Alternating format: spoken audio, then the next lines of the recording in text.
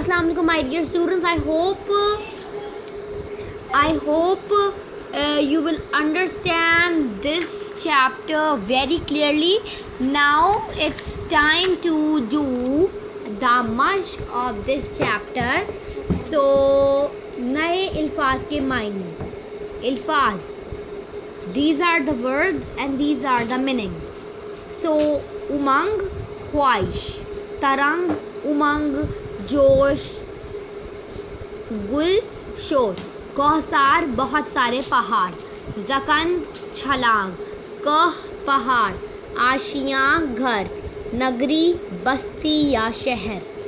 बन, जंगल. So now I explain these meanings. So उमंग मीन्स ख्वाहिश. जैसे आप कोई ख्वाहिश करते हैं, अब्बा मुझे ये चाहिए, अब्बा मुझे ये चीज़ चाहिए. तरंग मीन्स उमंग. उमंग मीन्स ख्वाहिश. मतलब उमंग मतलब ख्वाहिश और जोश और खरोश. It is the meaning of तरंग. गुल, शोर. अगर आप बात करेंगे गुल की तो वो उसका मीनिंग होगा शोर शराबा. कौसार, बहुत सारे पहाड़, जहाँ पे बहुत सारे पहाड़ होते हैं. For example Ayubia. ज़कंद, छलांग.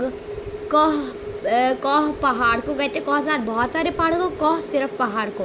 आशिया मीन्स घर. नगरी मीन्स बस्ती, शहर जैसे लाहौर. बन, जंगल. सो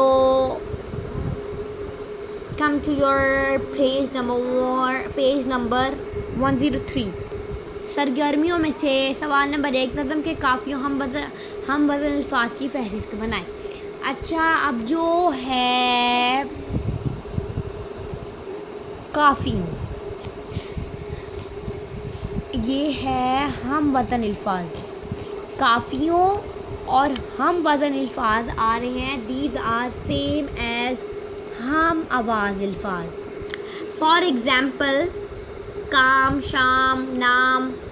So these are the examples. काम, शाम, लाल, काल. But these are only examples. You have to find these from your nazam. And now it is your task to complete Alfaz Maini on your copies and this exercise on your box. So stay blessed. Allah Hafiz.